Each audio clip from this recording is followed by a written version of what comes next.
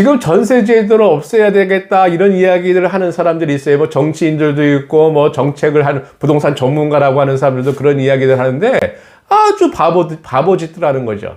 자, 전세보증금이 왜 문제가 됐다? 전세보증금 사기, 전세보증금 사기라고 우리 얘기를 합니다만은 집주인들이 전세보증금을 받고 집값이 하락하니까 전세보증금을 돌려줄 돈이 없다. 이렇게 이야기를 하는 게 이게 지금 문제가 됐다 이거예요. 이것이 문제가 돼서 지금 전세라고 하는 그 제도, 그거 자체도 문제가 있다. 뭐 이렇게 지금 이슈를 만들고 있는 건데 아주 잘못된 거고요.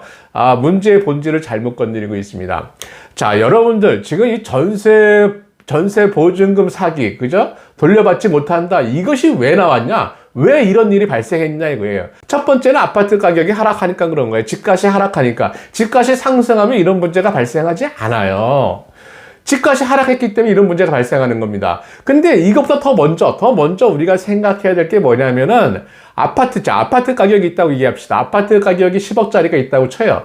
거기에 집주인은 대출이 있습니다. 은행 대출을 받았을 거예요. 대출을 4억을 받든 5억을 받든 대출을 받았을 겁니다. 집값의 한 40%, 50% 정도 그런 대출이 있을 겁니다. 자, 여기에 전세를 놓는 거예요. 이 전세를 논다고, 전세를 들어간다고 합시다. 내가 보증금을 내고 들어간다고 해요.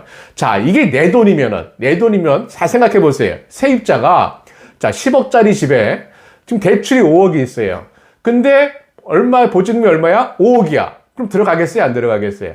안 들어가야지. 들어가면 안 되지. 그죠? 자기 돈이 5억을 지금 은행 대출이 5억이 있고 자기 돈이 5억이 들어가. 집값은 10억이야. 그럼 자기 돈을 돌려받아요? 못 돌려받아요? 못 돌려받지 않습니까? 그러니까 들어가면 안 되는 거예요. 여기에 들어간 세입자가 바보지. 그렇게 협상을 한 게 바보지. 아니 어떻게 보증금을 5억을 내고 근데 문제는 뭐냐? 여기에 있는 게 아니. 이 세입자가 문제가 아니고 은행에서 이 전세 대출을 일으켰어요. 전세 보증금을 대출을 일으켰습니다.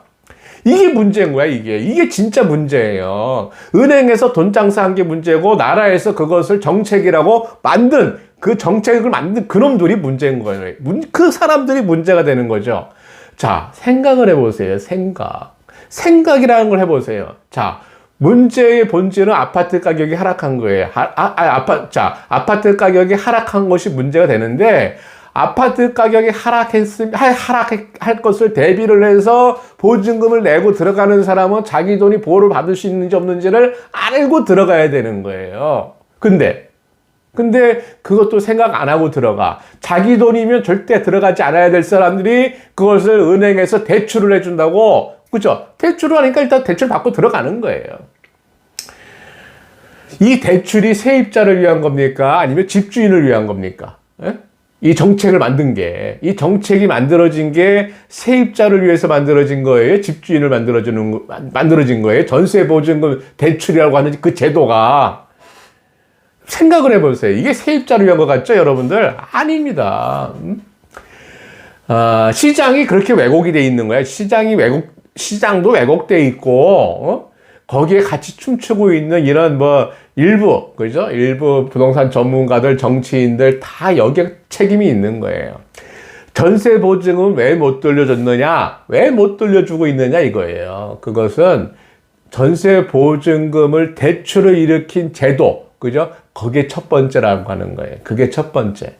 두 번째, 집값이 하락한 거. 이겁니다. 그 보증금 대출이 집값의 80%, 90%가 그렇게까지 대출된 적이 있어요. 90%까지 대출된 적이 있습니다. 그걸 얼씨구나 하고 대출받은 그 사람들도 문제고, 그죠? 집주인들은 땡큐죠, 땡큐. 내 돈 안 내고 집을 살 수 있고, 집값이 올라가면 다 돈 버는 건데, 그거를 이용 안 합니까? 이용 안 하는 게 바보죠. 캡 투자를 안 하는 게 바보죠. 지금 캡 투자하는 사람들을 나쁘다고 얘기하면 안 돼요. 그렇게 분위기를 다 만들어 놓고서는 이제 와서 캡 투자 보증금 못 돌려주니까 문제다. 그런 게 어디 있습니까? 그렇게 자기들이 이렇게 몰고 갔으면서 이렇게 몰고 간 사람들이 잘못한 거죠. 그 몰고 간 사람들이 누굽니까? 은행에 있는 사람들이고, 그죠? 그 은행에 그 정책을 만든 사람들이에요. 그 사람들이 책임을 져야 됩니다. 근데 그것을 지금 무시를 해버리고, 무시를 하고 지금 뭐라 그러는 거예요? 전세 제도가 문제가 있다. 그러니까 뭐야?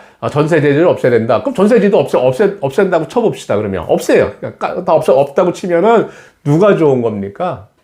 또 집주인들만 좋은 거예요. 왜? 캐시플로가 좋아지잖아요. 캐시플로가 좋아지는 거예요. 현금 수입이 바로바로 되는 겁니다. 전세라고 하는 것은 집주인들한테 집값이 올라갈 때, 상승할 때 좋은 거고, 캐시플로가 좋다. 현금, 임대료가 매월 임대료, 월세를 받는다. 그러면은 뭐 집값이 안 올라가도 캐시플로가 좋으니까 집주인들이 좋은 거예요. 세입자들은 죽는 겁니다. 세입자들은 월급 받아갖고 일해가지고 다 월세, 주거비용으로 나가는 거예요. 주거비용. 빈곤의 악순환이 될 겁니다. 이것을 지금 제대로 알고 있어야 돼요. 이것을 알고 있어야 되는데, 이것을 지금, 알면서 모른 척 하는 건지, 진짜 모르는 건지, 저는 그것도 헷갈립니다. 이 부동산 전문가라고 하는 놈들, 아주 그냥, 그죠? 말도 안 되는 거예요. 이거 정책 만드는 놈들도 똑같은 겁니다.